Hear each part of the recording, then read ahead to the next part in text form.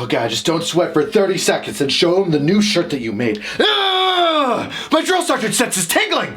That can only mean one thing. Oh God, I got corona. Some news articles stating that the United States Special Operations Forces are not elite. Yeah! What the fuck is this? No! No! Do it again! Do it again! Yeah! Much gooder. Business Insider, because when you think military expose, you think Business Insider. That's what I think. Anyway, they posted an article stating Special Operations Forces are special. They're not elite. Well, I tend to disagree with you, Business Insider. America's Special Operations Forces, or SOF, as they're known, are in high demand and their global presence is growing. 2019, SOF operated 141 countries, up from only 60 over a decade ago. Rightfully, SOF have earned a reputation for the tremendous excellence and success, like killing Osama bin Laden in 2011. I'm pretty sure killing Osama bin Laden in some stealthy-ass helicopters that they had to blow up so nobody would see them, with some dudes with some night vision goggles and dogs with metal teeth, were pretty elite. I think those special dudes were training pretty hard for that. I think we put the creme de la creme of our guys on that, so you just disproved yourself in the first paragraph. But okay, let's read on. Another paragraph in the article goes on to state that after 9/11, Special Operations Forces got pushed into the limelight by the media for doing all the cool shenanigans and being the first ones into Afghanistan.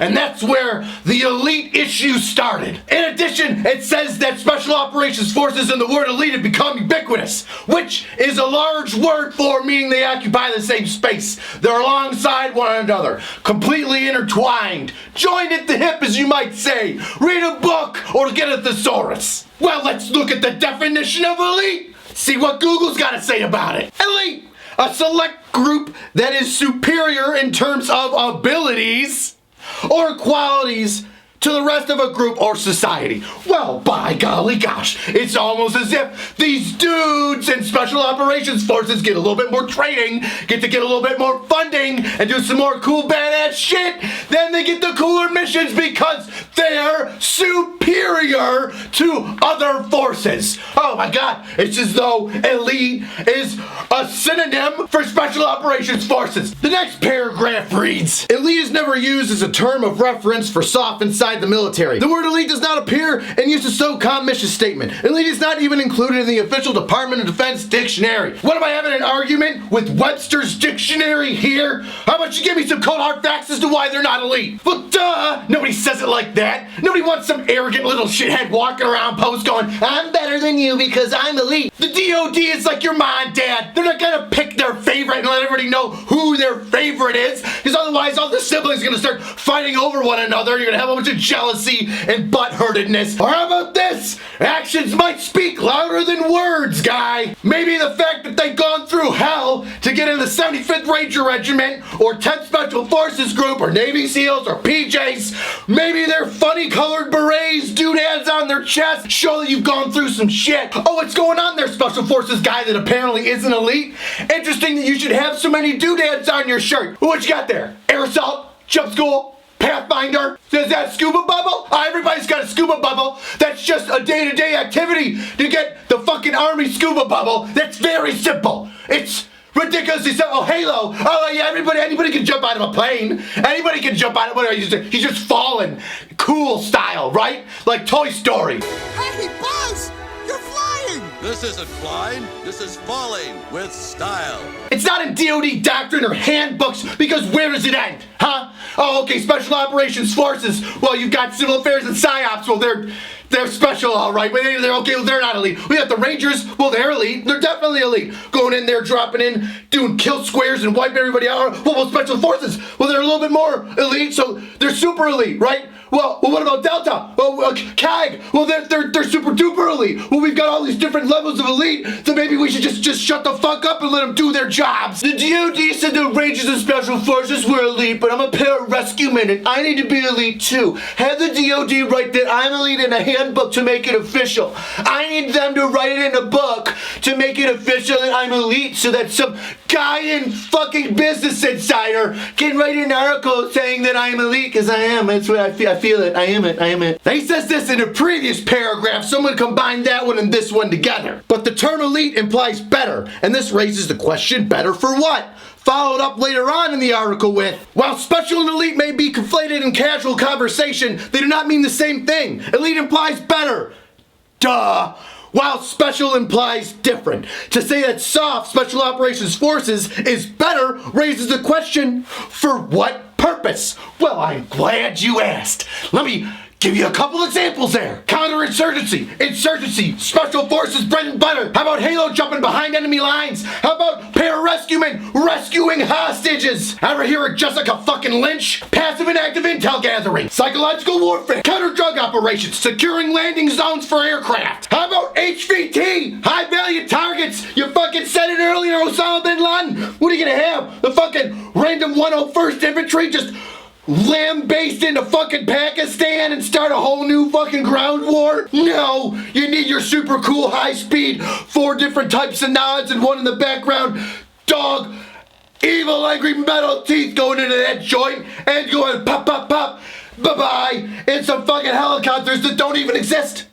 They don't even exist. Now here comes my favorite paragraph in the article. Navy SEALs are special sailors, because SEALs are trained to lock out submarines, jump off of planes, leave large ships, operate mini submarines, swim to meet the enemy, and SEALs often fight the enemy on land. Well, that sure looks like you gave me a whole bunch of fucking examples as to why they are elite that you were asking in the previous fucking paragraph. But SEALs are not truly elite sailors, because SEALs are not better at doing the things that traditional sailors do, like operating warships, submarines, and aircraft. Well, if they're not elite, then why don't you have some fucking coxswain or some munitions specialist pop 4 or 5 Somalis off that little ship that Captain What's-His-Face was on? You know, the one where there's 2 ships going up and down on the water, about 100 meters apart, you know, all simultaneously firing at the same time to get 4 targets down, because everybody can do the job that SEALs are doing. They're not elite or anything. They, along with other members of the Special Operations Forces community, are elite because when they are called upon to do a strange job that might have something to do with their job or be a little bit out in the gray area, they perform it flawlessly. They train, they execute. Ta-da! Every SEAL can mop, but not every sailor can fucking seal. Being a cook, electrical engineering, any maintenance are important jobs that keep the military moving and assist those individuals at the tip of the spear to get the job done. But no one is sitting in a dark room at a round table with a bunch of classified files on it across from dudes with stars on their collars saying, "Gentlemen, I don't think we need the 10th Special Forces Group. I think what we need here is Specialist Rodriguez, the commo specialist from the 82nd Airborne's Charlie Company, to come down here in Chad and teach the pro-American forces how to properly do small squad tactics and passively collect intel to assist us." Right? Rodriguez, let's get Rod on this right now. Give me Rod. He says the same thing about the mission with Abu Bakr al-Baghdadi, the ISIS leader that got murked in 2019 by that awesome dog in the memes. God, I love that dog. It says that the mission would have been impossible had it not been for those in the support elements doing cyber analysis, drones flying above them and checking shit out. And I agree, we know that. Those in the Special Operations Forces community respect and love those dudes for doing their job. But not everybody is cut out to do the running around with the dog dotting dudes in the forehead in the middle of the night action. He continues with, a broad claim that SOF is elite or better than the rest of the military makes no more sense than describing a screwdriver as a better version of a hammer. You're a tool. That screwdriver and hammer analogy would make sense if SOF was a one-trick pony, but they're not. Yes, you have the different elements of SOF from the different branches that bring a whole bunch of different experiences and specialties to the SOF community, but they can adapt and change the extreme requirements that are needed for each individual mission that they become a part of. Can a screwdriver become a hammer? No. But can one Special Operations Forces marksman who's a tack driver of a sniper switch and change over to a different mission and become an assistant or advisor to a host nation about proper intel gathering or infrastructure development? Yes! Not only is the elite description of SOF incorrect, it's potentially dangerous. Overinvestment in SOF at the expense of conventional military forces would cause degradation in priority mission areas, including those normally assigned to SOF.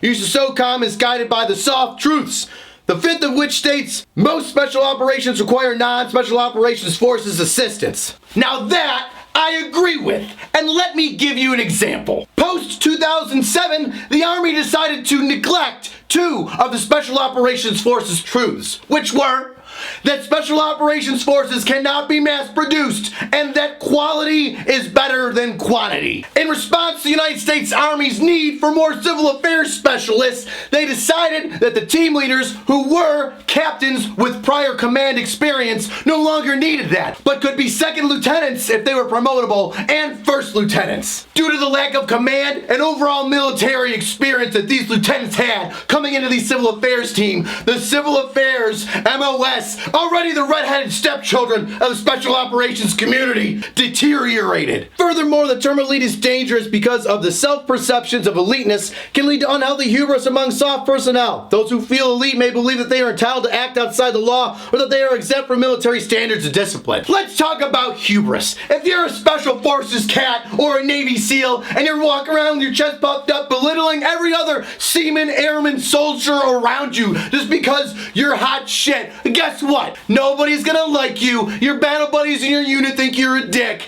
and you're probably gonna get weeded out like you should have been when you're in your selection process or buds. Those who are truly elite embrace the others that work around them as one of their own and bring others up to the standards that they hold. That's why everybody loves to wear their Special Forces combat patch, because when you see that, you know that that dude knew his shit and did his job well enough that the elite soldiers of a Special Forces group were like, hey, can you help take care of us while we do the shit that we gotta do? In the end, elite forces are elite because of the training that they get and the mindset that they have. This article was written by Lieutenant Colonel Stuart Parker. What do you say we learn a little bit more about this guy? Colonel Parker was commissioned through the U.S. Air Force Academy in May 2002. He's qualified as a jump master, combat diver, and joint terminal attack control instructor. And he was previously designated as a subject matter expert on fire support for Air Force Special Operations Command. He has conducted multiple combat deployments performing reconnaissance, strike, and personnel recovery missions. You are elite! It's okay! Why do we have to have this self-deprecating feelings?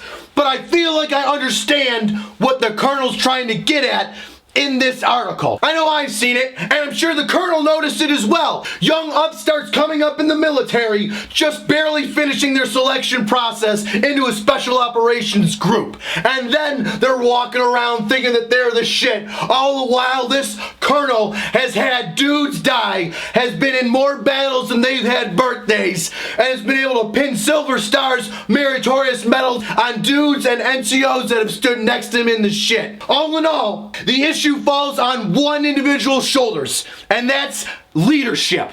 You need to hold your individual soldiers, airmen, or seamen to the level and standard that they're supposed to be at, maintain, and exceed.